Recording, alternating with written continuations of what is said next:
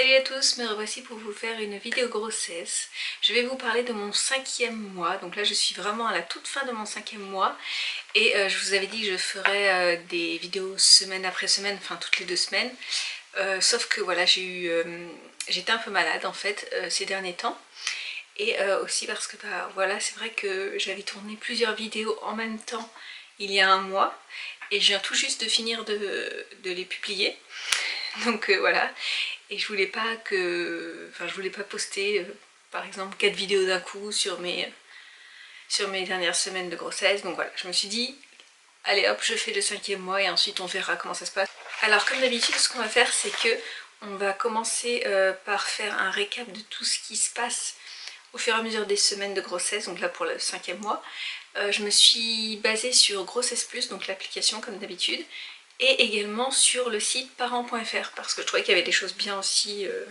Voilà, donc j'ai fait un mix des deux, on va voir ce que ça donne. Si ça vous plaît, vous me dites. Et puis je vais aussi également parler de tout ce que moi j'ai vécu pendant ce 5e mois. Et voilà, donc on commence tout de suite. Donc le 5e mois, c'est quoi exactement? Donc ça dépend des sites, parfois il y a 5 semaines dans le 5e mois, parfois il y a 4 semaines. C'est vrai que ça dépend vraiment des sites, des tableaux sur lesquels on se réfère. Et donc là, sur le site parents.fr, il indique que le 5e mois, c'est de la 21e semaine d'aménorrhée jusqu'à la 24e semaine d'aménorrhée. Donc là, je suis effectivement à la fin de la 24e semaine d'aménorrhée. Et je vais vous parler tout d'abord donc de ce qui est dit par Grossesse Plus et parents.fr sur la 21e semaine d'aménorrhée, donc qui est en fait qui marque la moitié de la grossesse. Donc on va regarder tout de suite ce qui est dit pour la 21e semaine d'aménorrhée. Vous entrez dans votre 5e mois de grossesse et votre fœtus ne cesse de dormir. Et oui, sa croissance le fatigue et il a besoin de se reposer près de 20 heures par jour. Donc c'est assez énorme, mais c'est bien, c'est ce qu'il faut.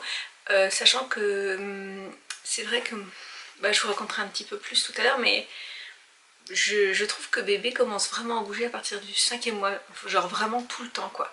Il est très très actif, en tout cas ça a été le cas pour ma part. Mais je vous dirai ça après, c'est vrai. Là on va faire déjà le résumé. Malheureusement pour vous, ces heures de sommeil ne sont pas calées aux vôtres, résultat il n'est pas rare qu'il bouge en plein milieu de la nuit. Donc après il conseille de se reposer au moindre moment de calme.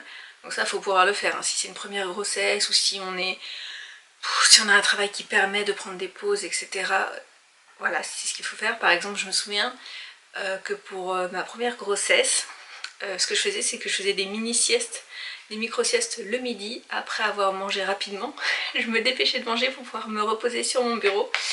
Et ça me faisait du bien en fait, c'était hyper nécessaire parce qu'en fait je ne pouvais pas lutter, sinon j'arrivais pas à continuer l'après-midi. Et d'ailleurs je pense que c'est à partir du 5e mois que ça a commencé à me faire ça. Le système immunitaire de votre fœtus commence à se développer dès le début de cette 21e semaine d'aménorrhée. Bébé ressemble de plus en plus au bébé qui naîtra bientôt. Ses cheveux poussent et les traits de son visage sont formés. Bébé peut cligner des yeux et a désormais des cils et des sourcils. Oh là là, c'est trop mignon. Je sais que je le dis à chaque fois, mais je trouve ça tellement fou. Comment c'est possible, voilà, que ce soit en train de se créer comme ça au fur et à mesure, des petits cils, des petits sourcils, qui puissent cligner des yeux d'un seul coup, mais il doit être tellement émerveillé à l'intérieur, il doit se dire « Ah, waouh, je peux cligner des yeux », je sais pas, c'est trop fou. Je trouve ça incroyable quand même. Donc ça c'est pour la 21e semaine d'aménorrhée, donc il en reste 3. 22e semaine d'aménorrhée. Là il est dit en fait qu'il y a un moment clé pour ce 5e mois de grossesse. Et donc c'est spécifié pour la 22e semaine d'aménorrhée, mais moi ça m'est... En fait je l'ai eu pour la 23e semaine d'aménorrhée, mais ça dépend vraiment. C'est l'échographie morphologique, donc l'échographie du 2e trimestre. Alors, il est indiqué que c'est l'occasion de connaître le sexe du fœtus. Tout à fait, j'en dirai plus tout à l'heure. Il est écrit qu'il faut que bébé soit dans une position adéquate pour l'observer parce que morphologique, donc ça veut dire qu'on va regarder tout ce qui concerne le bébé, ça veut dire qu'on va regarder le cerveau, on va regarder le cœur, on va regarder la vessie, on va regarder le périmètre abdominal, enfin tout regarder en fait. Le sage-femme va vraiment faire un rapport minutieux de tout ce qui se passe à l'intérieur pour le bébé.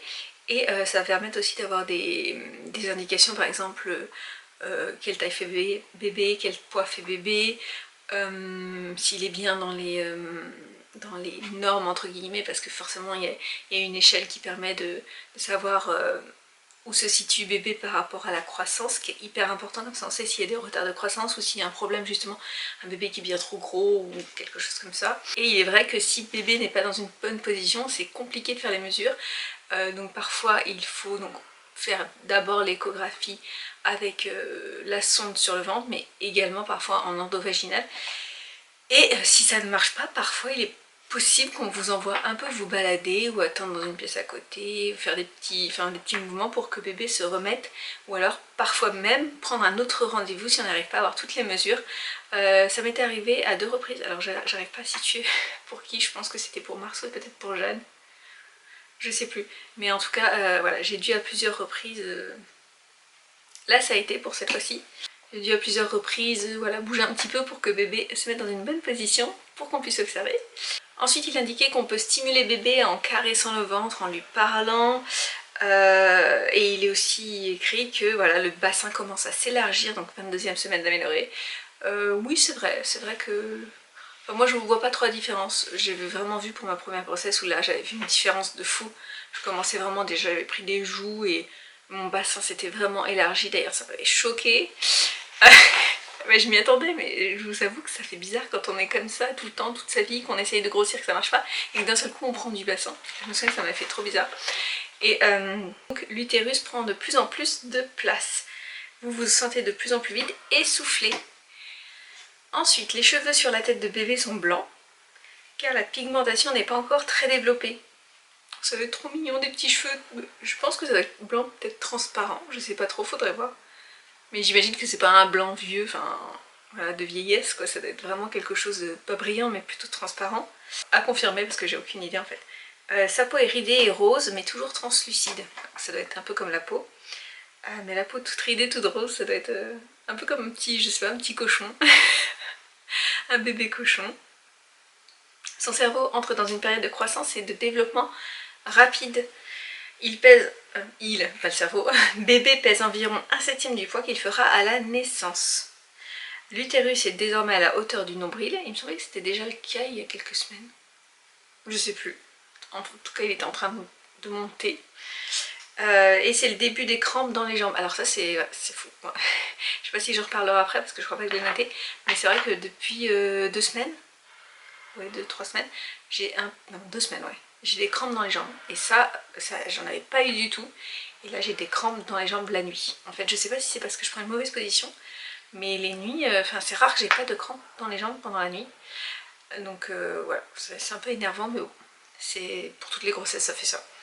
Et il est aussi écrit que des vergetures peuvent apparaître, donc pour le moment j'ai de la chance, j'ai l'impression que j'ai plutôt de la chance par rapport à ça. J'en ai pas encore, après voilà je mets un peu d'huile d'amande cette fois-ci. Pour mes autres grossesses, je mettais de l'huile d'avocat, des choses comme ça, j'en avais déjà parlé. Et là, je mets de l'huile d'amande, donc on va voir ce que ça donne. Et pour le moment, ça a l'air d'aller. 23e semaine d'aménorrhée. 3e semaine d'aménorrhée, donc votre fœtus bouge de plus en plus.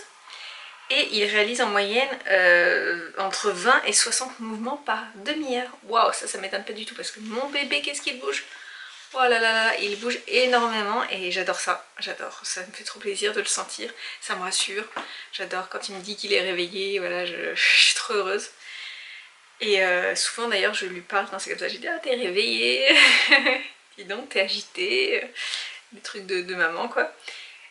Et ensuite il est écrit qu'il entre de mieux en mieux et peut même réagir au son que vous produisez. Ouais, je pense que c'est vrai parce que parfois quand je lui parle et tout, je mets la main, je sens bien que, je sais pas si c'est le fait de poser la main, de sentir la pression, ou si c'est ma voix qui résonne jusqu'en bas, mais en tout cas, je sens bien qu'il apprécie, quoi, qu'il a conscience que j'ai confiance qu'il bouge, qu'il est là. Ensuite, il est indiqué de faire attention à tout ce qui est prise de poids, qu'il faut garder en tête, qu'il est recommandé de prendre entre 9 et 13 kg durant la grossesse. Alors je vous avoue que ça c'est pas une préoccupation pour moi parce que justement il faut que je mange, parce que là pour le premier trimestre, j'ai pas pris de poids d'ailleurs, je pense que j'en avais perdu un peu vu que j'avais vraiment pas d'appétit, tout me dégoûtait. Ensuite j'étais malade, ça je vais vous le dire, et là j'ai de l'appétit. Donc moi je fais pas attention à ça, mais je pense que j'ai dû prendre maximum 2 kg depuis le début de la grossesse, ce qui est pas énorme, mais sur la fin je prends facilement, donc ça me dérange pas plus que ça. Je pense que je peux facilement prendre encore 7 kg jusqu'à la fin de la grossesse, donc dans les 4 mois qui restent, ça m'étonnerait pas. Donc voilà. Ensuite, pour la fin de cette 23e semaine d'aménorrhée, il est indiqué que l'anugo, qui est le duvet en fait qui est sur tout le bébé pour le protéger, s'assombrit et la peau commence à se pigmenter. Donc il ressemble un peu moins à un petit cochon. 24e semaine d'aménorrhée, vous arrivez déjà à la fin de votre 5e mois de grossesse et la croissance de votre fœtus commence à ralentir, donc la croissance, la taille, parce qu'il a indiqué que son poids va doubler au cours des 4 prochaines semaines. C'est incroyable ça, doubler, wow, 4 semaines. La couleur des cheveux commence à changer pour prendre la couleur qu'ils auront à la naissance. Donc là, on n'a plus à faire des petits cheveux blanc-gris, mais plutôt à des... Je crois que c'était blanc, je sais plus, ça doit être blanc. Mais plutôt à une couleur vraiment beaucoup plus humaine, quoi. Les bruits forts peuvent faire sursauter bébé dans l'utérus. Alors ça, quand j'ai vu cette phrase, ça m'a tellement, mais tellement fait... Je trouve ça trop chou. Ça m'étonne que je m'en souvienne pas, mais apparemment, oui. Les bruits forts peuvent faire sursauter bébé dans l'utérus. Donc c'est à dire que si, je sais pas, il y a quelque chose qui... je sais pas, des travaux ou un objet qui tombe très fort, très violemment, bah bébé peut sursauter. Je trouve ça fou.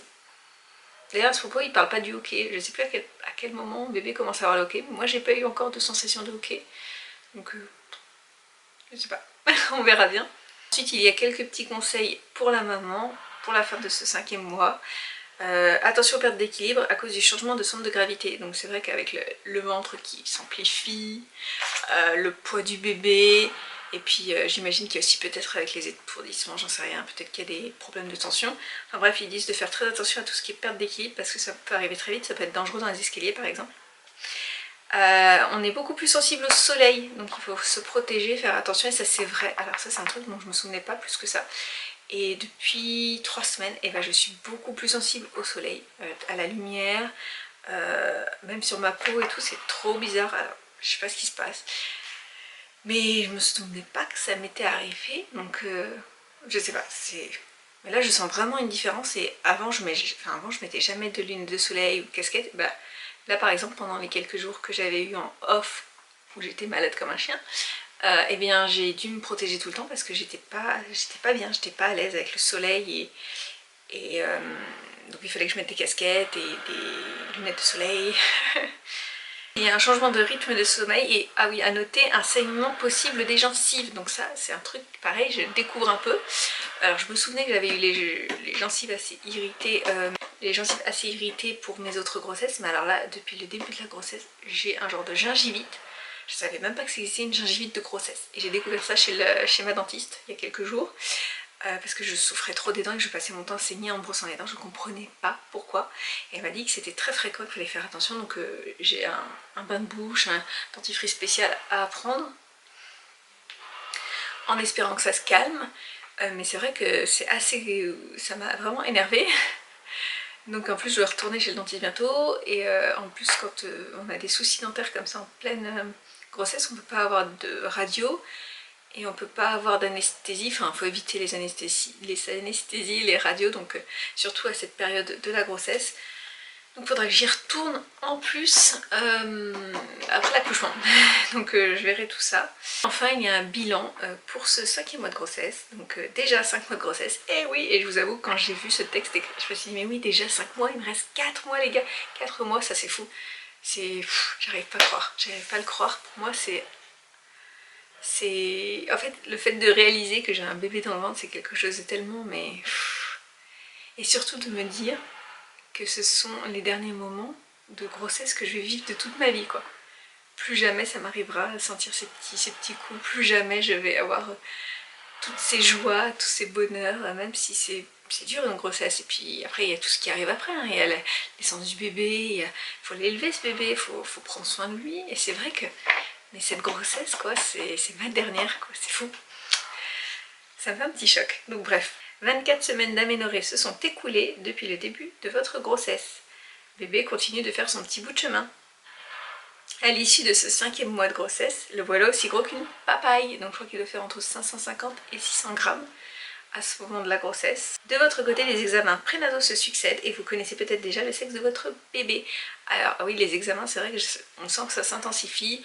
J'ai mon rendez-vous, j'ai tous mes rendez-vous sage-femme, j'ai mon rendez-vous à l'hôpital, je me suis inscrite.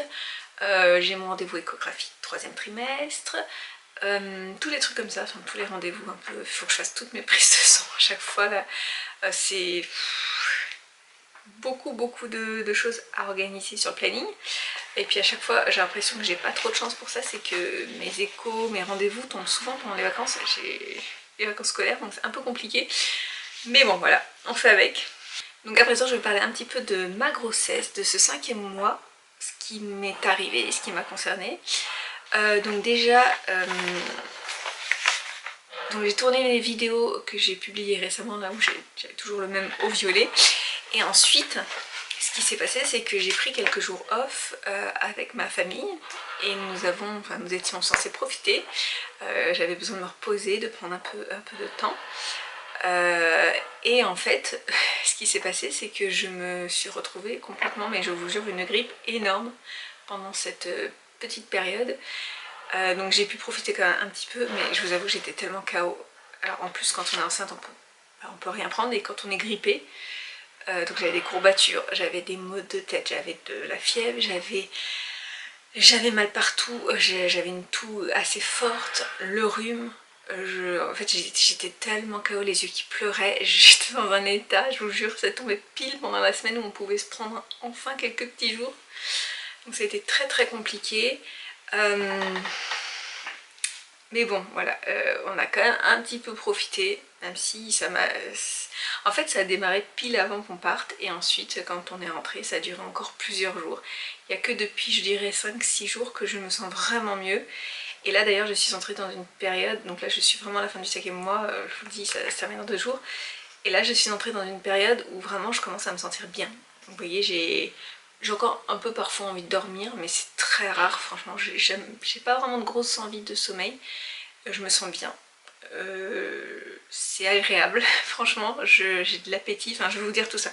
Donc, il y a eu ces fameux jours off avec la grippe.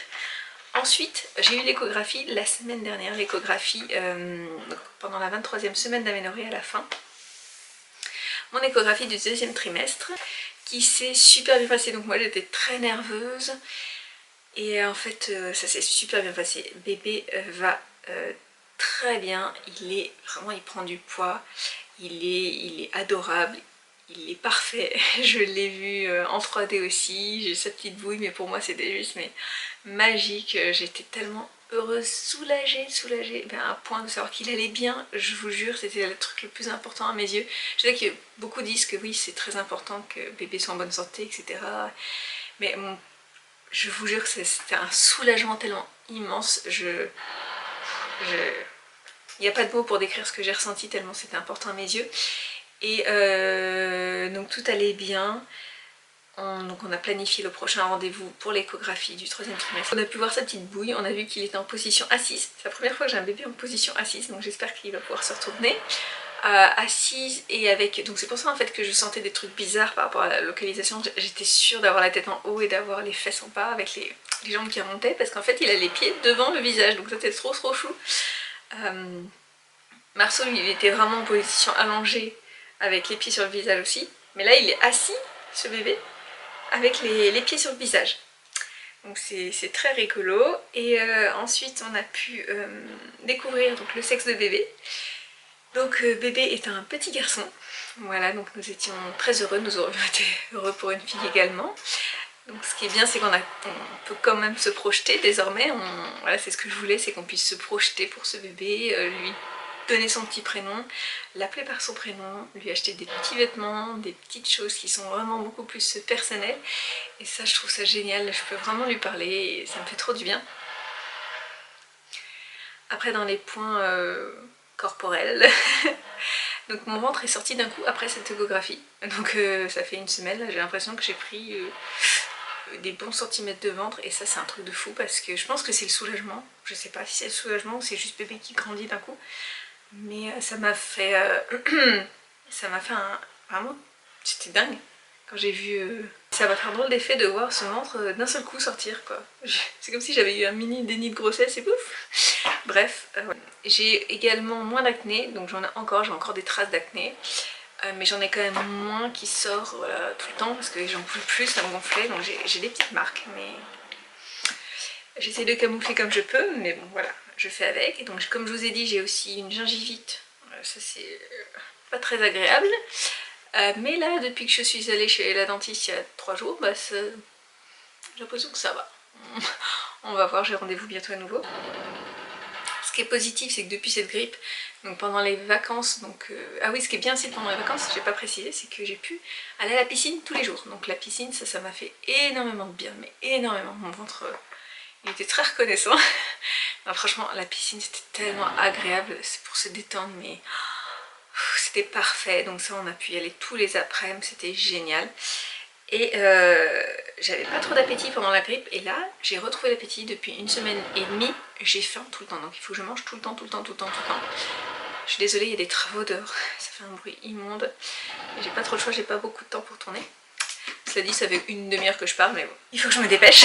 Donc, et oui, je mange, mais j'ai tout le temps faim. Le bébé, il réclame tout le temps à manger, à manger, à manger, à manger. Donc je mange dès que je peux, mais j'ai pas envie non plus de manger n'importe quoi. Comme je vous l'ai dit, j'ai plutôt une bonne forme générale et bébé bouge beaucoup. Donc ça me rassure, je suis très très heureuse, très satisfaite. Je suis très... je sais pas, ce 5e mois pour moi c'est le mois de... Vous savez, le mois où j'ai aussi eu la première échographie, c'était agréable parce que du coup j'étais soulagée et j'étais enthousiaste et j'avais envie de partager la belle nouvelle. Et là ce 5e mois c'était le mois de... je souffle, sur la fin surtout, je peux souffler, j'ai à nouveau faim, le bébé va super bien, on sait que c'est un petit garçon, on est très heureux, les enfants sont très heureux parce que forcément on leur a annoncé aux enfants immédiatement, quasi immédiatement en fait, parce que voilà, on voulait qu'ils le sachent. Ils étaient très heureux, mais comme nous a dit Jeanne, l'important c'est que le bébé soit en bonne santé, et elle a tout à fait raison. Donc nous on est juste heureux pour ce bébé qui va arriver dans notre vie, qui est déjà là, qui est un miracle. Enfin je sais pas, je trouve ça fou quand même, créer la vie, quelle chance, quelle chance. Et voilà, je me sens très bien là dans ma peau, enfin c'est pas que je me sens bien dans ma peau, c'est que je me sens en forme quand même, donc c'est assez... ça me fait du bien, j'ai le moral. J'essaie quand même de me réguler dans mes sorties, de pas trop marcher parce que j'ai tendance à faire trop, vous savez, porter des choses, marcher beaucoup. Parfois je cours un petit peu, et ça je sais qu'il y en a, oui, pendant leur grossesse elles peuvent courir et tout, mais moi il faut que je fasse super attention, donc pas de risque, ce bébé il est précieux, et j'ai pas envie de prendre des risques pour rien du tout.